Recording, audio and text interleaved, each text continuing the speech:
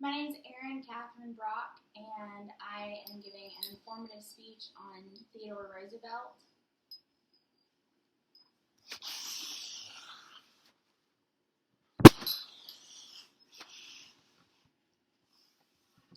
Most people know that Teddy Roosevelt was our 26th president, but not a lot of people know just how accomplished and full his life really was.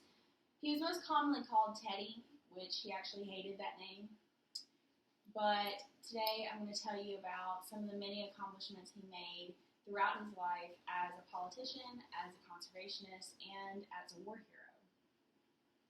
He came from a wealthy family of Dutch importers, which possibly is why he was able to be so aggressive towards some corrupt party bosses. He was well known for being a straightforward and honest guy. He did not like dirty politics. He wanted to constantly combat corrupt politicians, which was not very popular at that time.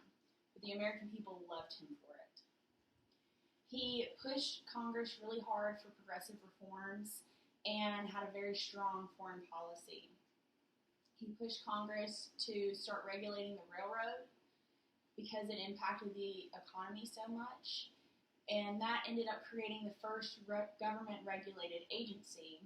And then he pushed Congress to pass the Pure Food and Drug and Meat Inspection Act, which then led to the creation of more federal regulating agencies that we now know and trust today. We don't usually buy any hamburger meat unless it's been passed by the USDA. According to Britannica.com's biography of him, he won the Nobel Peace Prize for mediating the Russo-Japanese War Treaty, and then reaching a gentleman's agreement in immigration with Japan. And then he took the Great White Fleet, which was the naval fleet for the United States, on a goodwill tour around the world.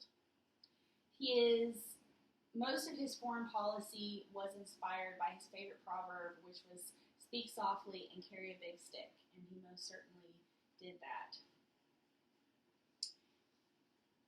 He played a huge role in conservation and conserved and protected more acres of land than any other American in history probably ever has.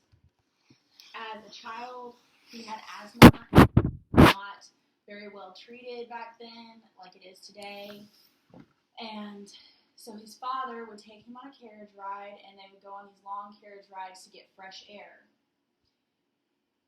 That was probably his first place where he found comfort with nature, and part of why he was so devoted to it. After his wife and mother died on the same day of Valentine's Day in 1884, he was so distraught, he took off from New York and went to the Dakota Territory and bought 2 ranches and over 1,000 head of cattle, and did that for almost 2 years while he just rested and recovered from the trauma and the grief that he was feeling from that.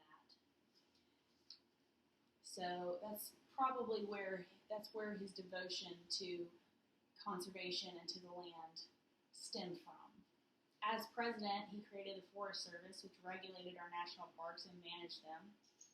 Then, as president, he conserved and protected over 194 million acres, which is 5 times more than any other president before or after him. Then, during the Spanish-American War, leading up to the Spanish-American War, he was the Assistant Secretary to the Navy.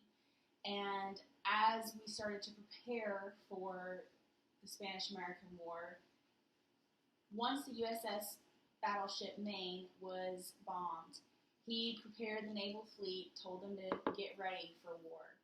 Once America finally declared war against Spain, he was actually resigned as Assistant Secretary of the Navy, and became the commander of the 1st Volunteer Cavalry, called the Rough Riders, where he was the commander.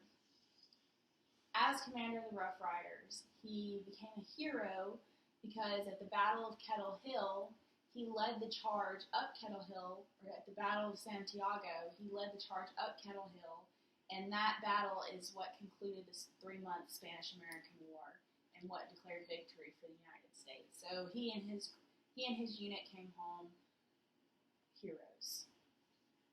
In conclusion, in politics, he created so many of the reforms that we now know and trust today, and made our naval fleet what it is today. As a conservationist and as president, he conserved most of what we now know as our national parks and the land that we get to love and enjoy now. But his service to the United States didn't end there, and he served with his service didn't end there, and he went even further with his military service and devoting his time to the Rough Riders and declaring victory over Spain. In conclusion, most presidents, being president is the most important accomplishment of their life, but for Teddy Roosevelt, it was just one of many. Thank you very much.